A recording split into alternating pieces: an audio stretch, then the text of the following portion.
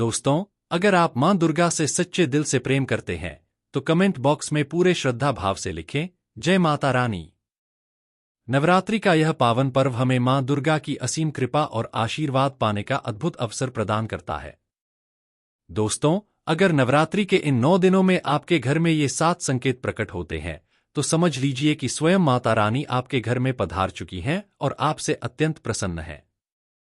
नवरात्रि के 9 दिन देवी मां को प्रसन्न करने का सबसे शुभ समय माना जाता है। इन दिनों की गई पूजा, साधना और भक्ति का फल शीघ्र प्राप्त होता है क्योंकि मां दुर्गा स्वयं चैतन्य होती हैं। अगर हम सच्चे मन से माता की उपासना करें तो उनका आशीर्वाद हमें तुरंत प्राप्त होता है। लेकिन ध्यान रहे, इस समय किए गए किसी भी गलत कार्य का दंड भी तत्काल मिलता है।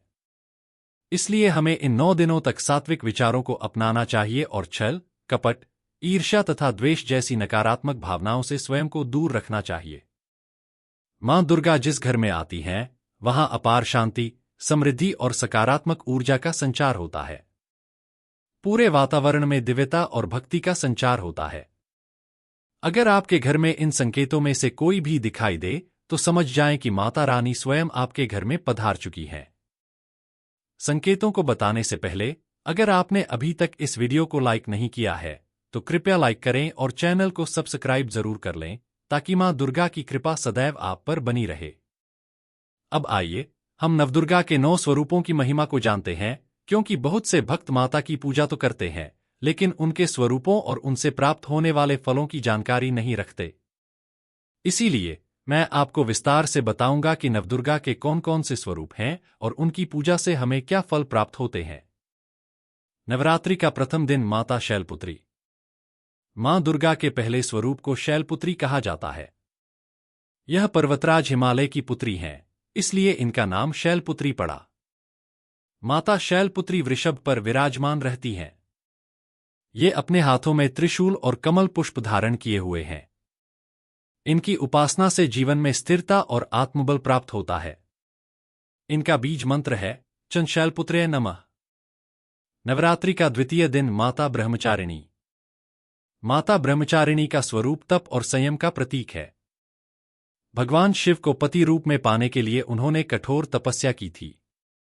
इनका स्वरूप अत्यंत सौम्य और ज्ञानमयी है।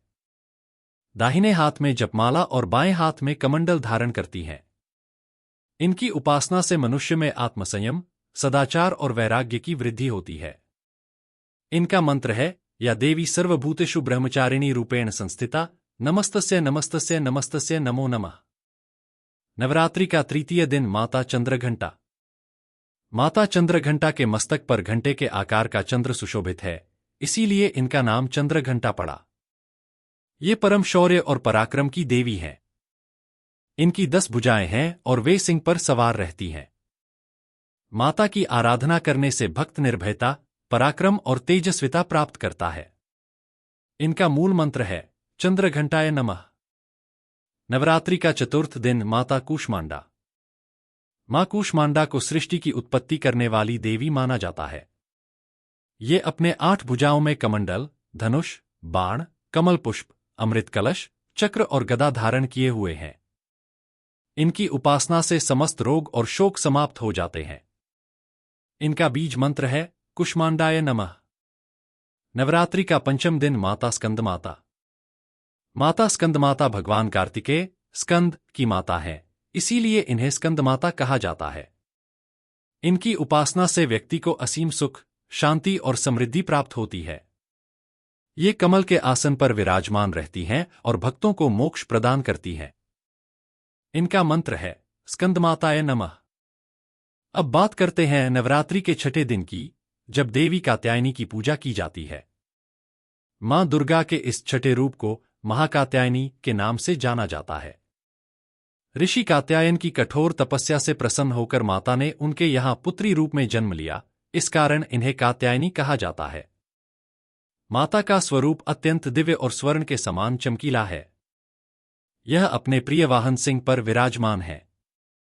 इनकी 4 भुजाएं हैं, एक हाथ अभय मुद्रा में, दूसरा वर मुद्रा में तथा अन्य हाथों में तलवार और कमल पुष्प सुशोभित हैं। माता कात्यायनी की आराधना करने से भक्तों को अर्थ, धर्म, काम और मोक्ष की प्राप्ति होती है। माता के मूल बीज मंत्र का जाप करने से उनकी विशेष कृपा प्राप्त होती है। देवी कात्यायने नमः। नवरात्रि के 7वें दिन माता कालरात्रि की पूजा की जाती है।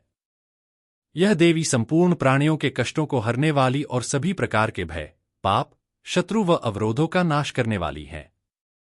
इन्हें काल की रात्रि भी कहा जाता है क्योंकि यह काल को भी पराजित करने की शक्ति रखती है।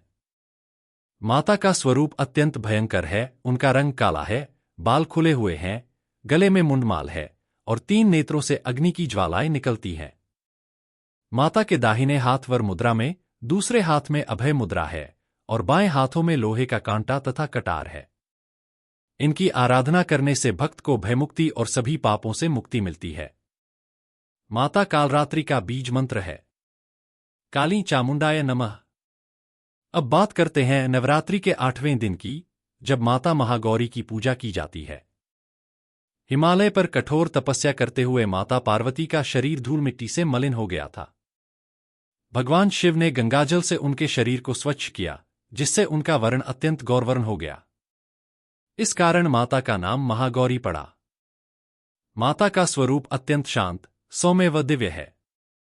माता के वस्त्र व आभूषण सभी श्वेत हैं और वे वृषभ पर विराजमान हैं। दाहिने हाथ में अभय मुद्रा और त्रिशूल, बाएं हाथ में डमरू तथा वर मुद्रा सुशोभित हैं। माता की कृपा से भक्तों को सभी प्रकार की कष्टों से मुक्ति मिलती है। माता महागौरी का बीज मंत्र इस प्रकार है। देवी महागौरे नमः। अंत में नवरात्रि के 9वें दिन माता सिद्धिदात्री की पूजा की जाती है। यह देवी सभी प्रकार की सिद्धियां प्रदान करने वाली हैं। महर्षि मेधा ने माता की कठोर तपस्या कर ज्ञान और मुक्ति प्राप्त की थी। सिद्धिदात्री माता की कृपा से भक्तों को असंभव कार्य को भी संभव करने की शक्ति प्राप्त होती है। माता के 4 हाथ हैं और वे कमल पुष्प पर विराजमान हैं। एक हाथ में कमल, दूसरे में चक्र, तीसरे में गदा और चौथे में शंख धारण किए हुए हैं। माता की आराधना से अष्ट सिद्धियां एवं 9 निधियां प्राप्त होती हैं। माता सिद्धिदात्री का मूल मंत्र है देवी सिद्धिदात्रे नमः। तो भक्तों, यदि आप नवरात्रि में माता की कृपा प्राप्त करना चाहते हैं तो सच्चे मन से उनकी पूजा करें। माता अवश्य आपके घर में वास करेंगी और आपको सुख, शांति और समृद्धि प्रदान करेंगी। जय माता दी। कैसे जाने कि मां दुर्गा आपसे प्रसन्न है? जब मां दुर्गा किसी भक्त पर अत्यंत प्रसन्न होती हैं तो वह कई संकेत देती हैं। आइए जानते हैं वे संकेत जिनसे पता चलता है कि माता रानी स्वयं आपके घर में विराजमान हो चुकी हैं। पहला संकेत, बार बार गौमाता का आना। अगर नवरात्रि के दौरान आपके घर के आसपास बार बार गौमाता का आना हो रहा है तो यह संकेत है कि मां दुर्गा स्वयं आपके घर में विराजमान है। यह उनकी बहन कामधेनु के रूप में आकर उनकी उपस्थिति का एहसास कराती है। दूसरा संकेत, मधुमक्खियों का घर में आना। क्या आपने देखा कि नवरात्रि में अचानक मधुमक्खियां आपके घर के आसपास घूमने लगी हैं? मधुमक्खियों को मां दुर्गा के भ्रमर रूप का प्रतीक माना जाता है। यदि वे आपके घर में आ रही हैं तो समझ लीजिए माता रानी का आशीर्वाद आपके ऊपर बरस रहा है। तीसरा संकेत, ज्योति की लौ का तेजी से जलना। यदि आपने नवरात्रि में अपने घर में अखंड ज्योति जलाई है और उसकी लौ असामान्य रूप से तेज गति से जल रही है तो यह इस बात का प्रमाण है कि मां दुर्गा स्वयं वहां विराजमान है। इस समय आपको अपनी आत्मा से मां की उपस्थिति का अनुभव होगा।